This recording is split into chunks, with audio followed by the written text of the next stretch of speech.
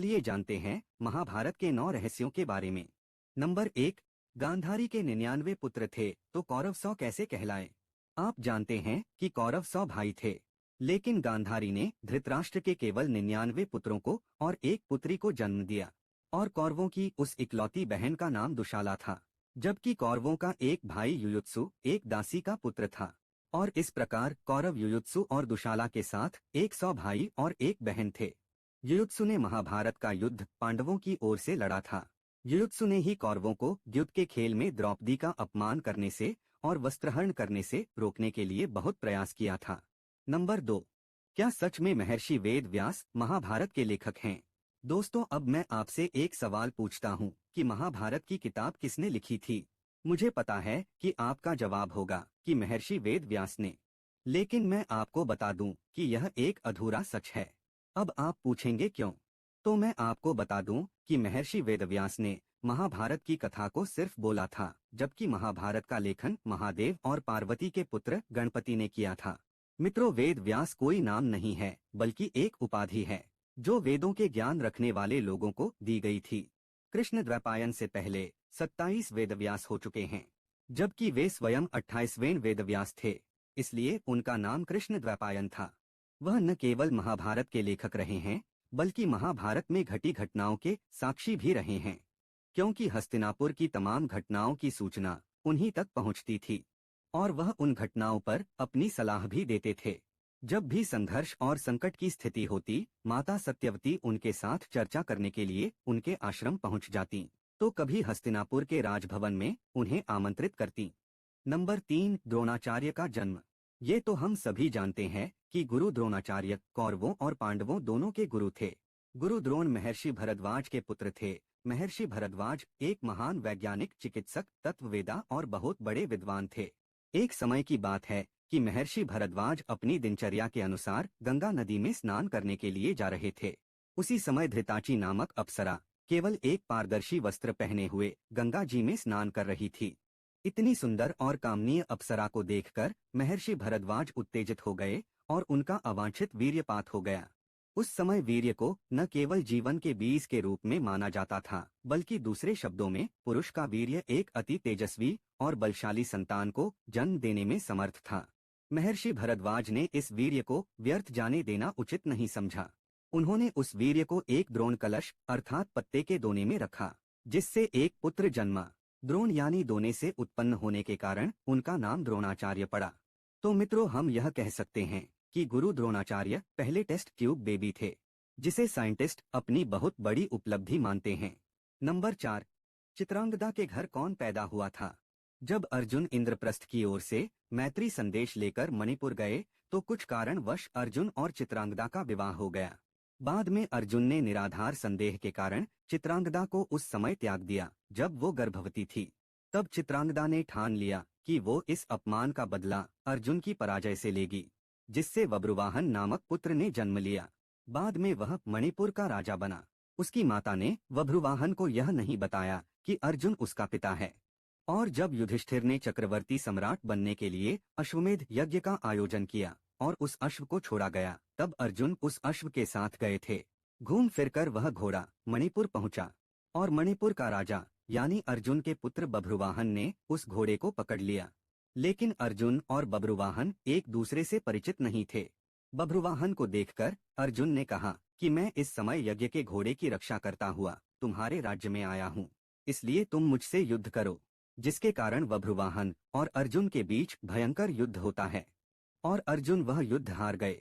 बभ्रुवाहन ने अर्जुन का सिर धड़ से अलग कर दिया, और जब बभ्रुवाहन को अपनी माँ से पता चलता है कि अर्जुन उसके पिता हैं, तो उसे आत्मघृणा का अनुभव होता है, और वह अर्जुन को जगाता है जो मृतक के समान पड़े थे। बाद में श्री कृष्ण की कृपा से अर्जुन उठकर खड़े हो जाते हैं, और वह युधिष्ठिर के अश्वमेध यज्ञ में अपनी दोनों माताओं चित्रांगदा और उलूपी के साथ शामिल होता है। नंबर 5, आखिर क्या है अश्वत्थामा के आज तक जिंदा होने के पीछे की असली वजह। मित्रों, इसके पीछे एक बहुत बड़ी वजह है। बहुत से लोगों को लगता है कि अश्वत्थामा को अभी भी जीवित मानना एक अंधविश्वास है, क्योंकि अगर कोई व्यक्ति 5000 साल पहले पैदा हुआ था, तो वह आज तक जिंदा कैसे हो सकता है। मित्रों, इस तरह के तर्क वही व्यक्ति कर सकता है जिसे ईश्वर पर या उनकी वाणी पर विश्वास नहीं है। अश्वत्थामा के आज तक जीवित रहने का रहस्य यह है क्योंकि भगवान श्री कृष्ण ने उन्हें महाभारत के युद्ध में युगों तक भटकने का श्राप दिया था। और अश्वत्थामा के जीवित रहने का उद्देश्य यह है कि जब कलयुग के अंत में भगवान कल्कि अवतार लेंगे तब अश्वत्थामा धर्म की स्थापना में उनका साथ देंगे। अश्वत्थामा युगों से भगवान कल्कि की प्रतीक्षा कर रहे हैं।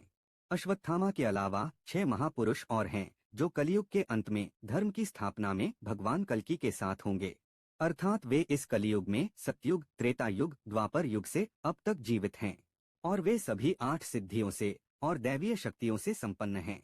लेकिन ये महान दिव्य पुरुष किसी नियम या वचन से बंधे हैं और हम मनुष्यों की तरह वे भी आज इस कलयुग में रह रहे हैं। भगवान विष्णु के कल्कि अवतार द्वारा मोक्ष प्राप्त करने की प्रतीक्षा कर रहे हैं। नंबर 6, महाभारत में परमाणु बम। महाभारत के समय में भी परमाणु बम होते थे। तब शायद उन्हें ब्रह्मास्त्र के नाम से जाना जाता था। जब मोहनजोदड़ो की खुदाई की गई थी तो उसमें कुछ कंकाल मिले थे जिनमें विकिरण का प्रभाव था। अब सवाल यह उठता है कि क्या ब्रह्मास्त्र जो उस समय इतना विस्फोटक था वही परमाणु बम था?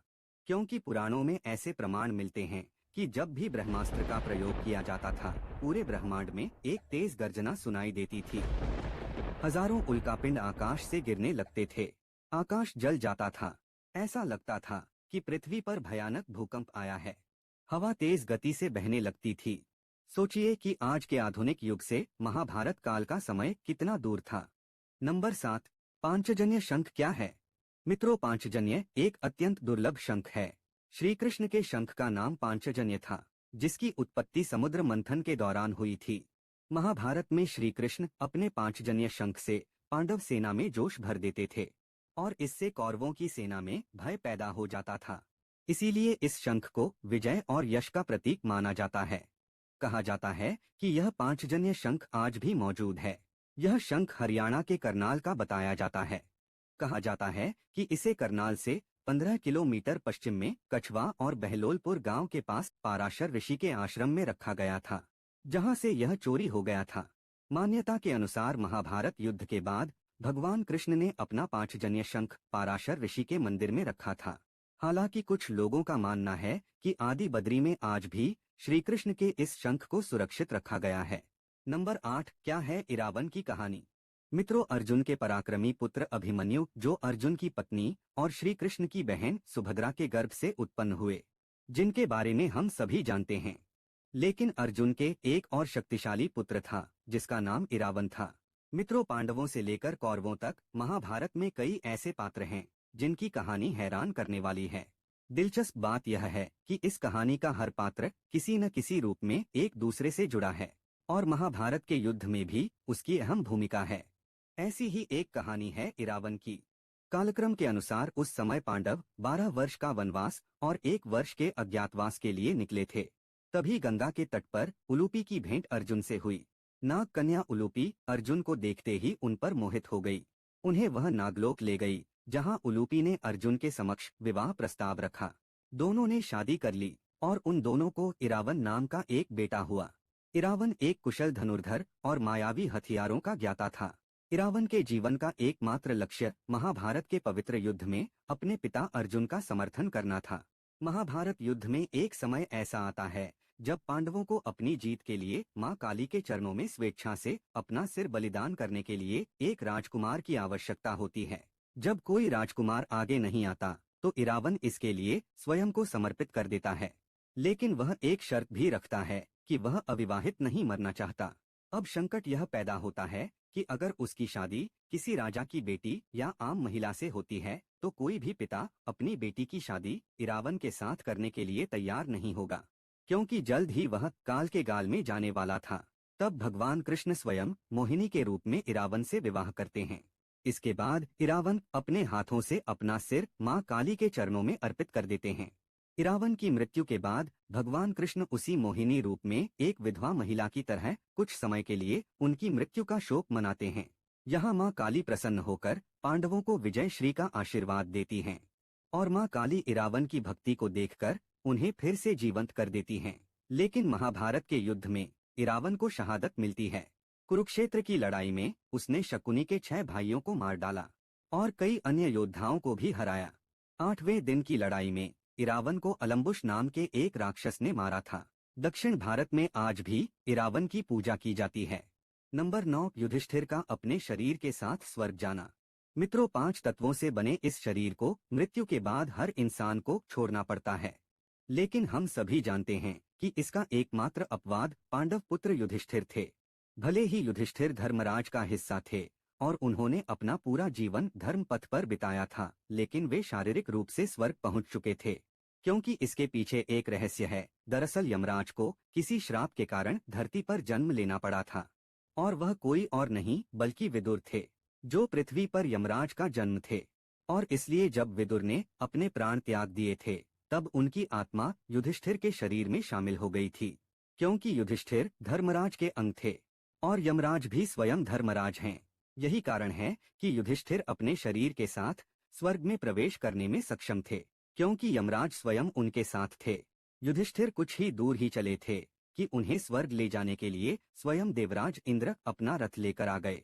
युधिष्ठिर ने इंद्र से कहा कि मेरे भाई और द्रौपदी मार्ग में ही गिर पड़े हैं, वे भी हमारे साथ स्वर्ग चलें, ऐसी व्यवस्था कीजिए। तब इंद्र ने कहा कि वे सभी शरीर त्याग कर पहले ही स्वर्ग पहुंच चुके हैं, लेकिन आप सशरीर स्वर्ग जाएंगे। इस तरह से युधिष्ठिर सशरीर स्वर्ग गए।